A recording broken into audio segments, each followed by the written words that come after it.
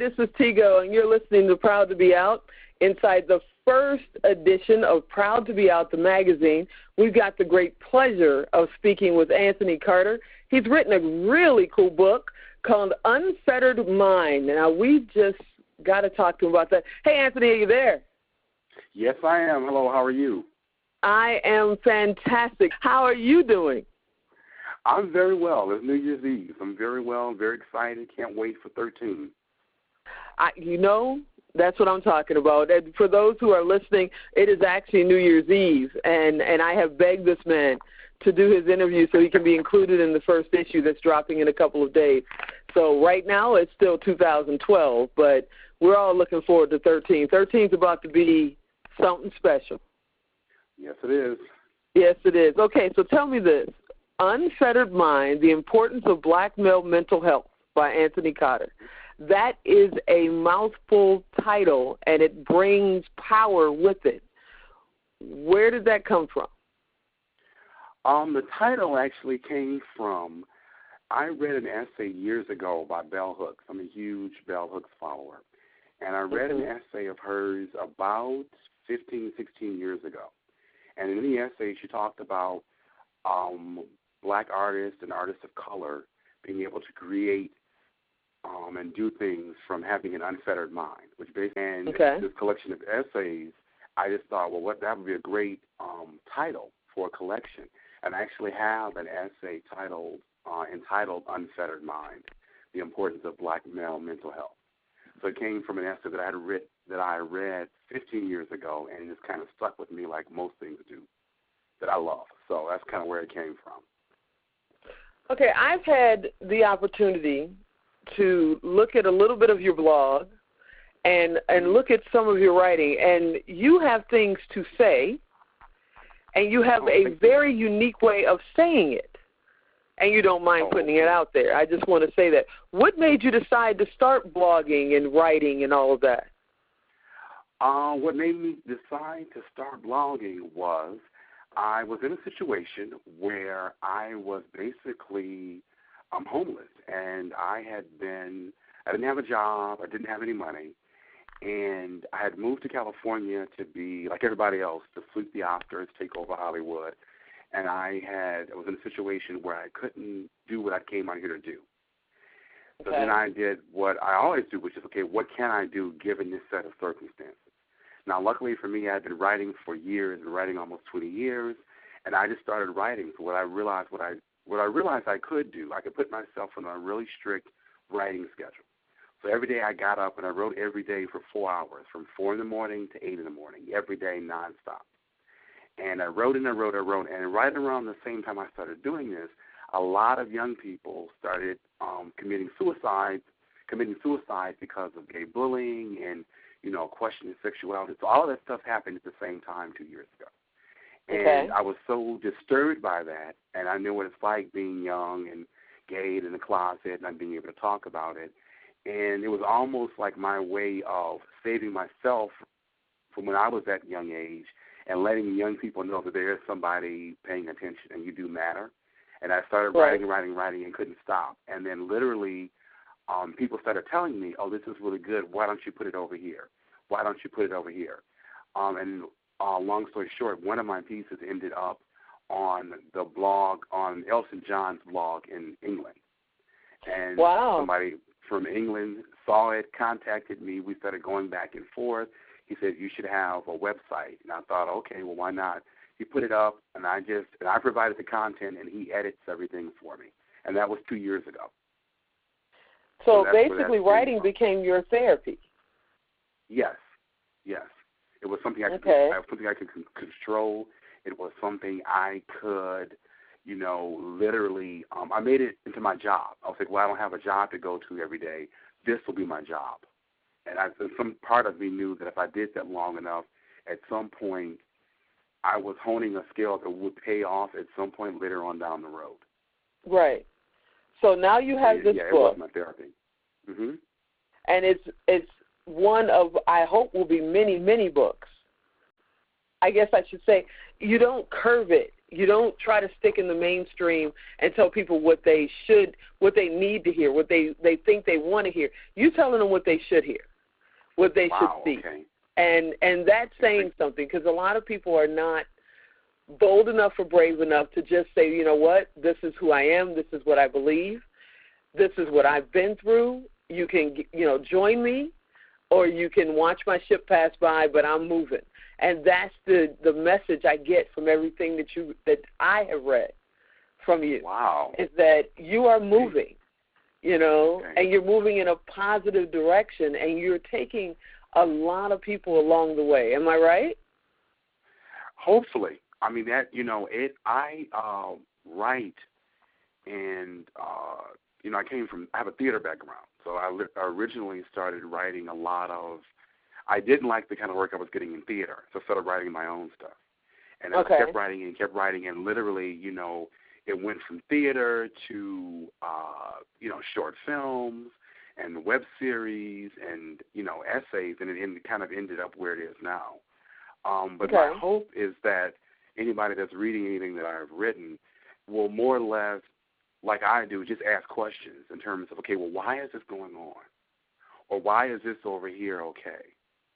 Or, can we do this any differently? That's always my, when I sit down and I reread some of the stuff that I've written, a lot of times people will read things and leave comments. And, of course, as a writer, we think everything we write is brilliant.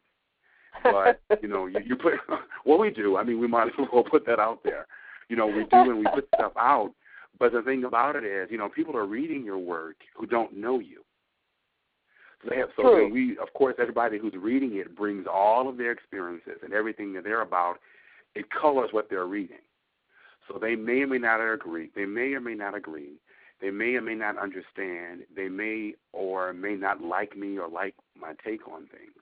But I feel like, I haven't done my job, and I like to think that great art, the point of great art is that you have some kind of reaction to it.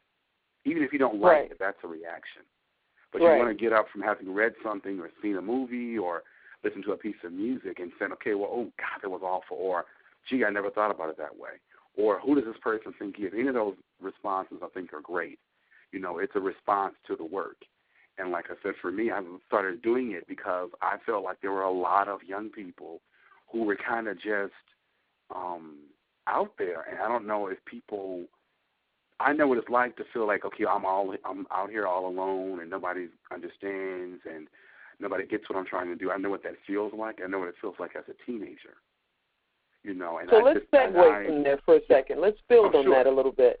Mm-hmm. What, with your book, what about the young man right now who is listening to this interview on their iPad or online or inside the magazine, wherever they're finding it right now, and they have something they want to say, and they don't know how to say it. They think nobody's listening.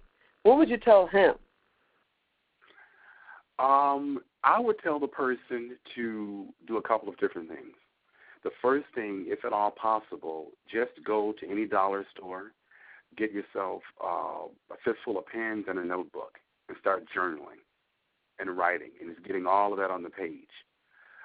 In addition to that, I would tell them to, contact me even, or contact a person who's older, who survived and thrived, how can I put it? Somebody coming out now and dealing with stuff now is different than me doing it 30 years ago in high school. Right. The world is a very different place. Now, it's just scary to somebody who's 16. But there's some things that I figured out and I've managed to navigate, and I'm still here. So I would look for what I write about a lot of times too. I would look for what I call soldiers in your love army. Start fighting to build a community. Not necessarily people who agree with everything that you do, but people that you can trust, people who think the world of you, no matter who you are, people that they feel as if you matter. That's very important. So I would tell somebody to do that. Write it down, fight to build a community, and find people that make you feel as if you matter. Okay, so is there a certain format? People to me get stuck in the starting gate because they think they don't know how to start.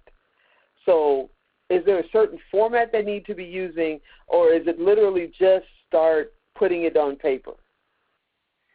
I would just start putting it on paper. Okay. You know, I would what I would suggest to anyone, and I live this way every day, it's always better to take some action than not. Okay. You know what I mean, you may reach out to 10 people, and maybe 9 of them will say, get lost, or I don't want to be bothered. But the 10th one might be the one that you need. Might be the first person that you enlist. So I would just say take some type of action. Okay. Now, before we go any further, let's let them know how they can find your book and how they can find you. Okay, they can find, I'll give you my website. My website is my name, Anthony, ANTHONY, -Carter, C as in cat, ARTER.com. And if you go to my website, the book is actually on there. It's on every page. You'll see it. It'll pop up. The ad for it is on each one of the pages. Or you can go to Lulu, LULU.com, and pick it up. And we recently added it on Amazon.com for those of us Kindles and all other stuff that people are doing nowadays. Right. Every technology in the world, we're in the middle of all that with this magazine as well. But what will they find inside this book? What exactly is, your entire concept behind it? I don't want to give away everything. I want people to go out there and get it. But we all know that, 90% of the people never get past the inside cover, quote unquote. So what's that page turner for you?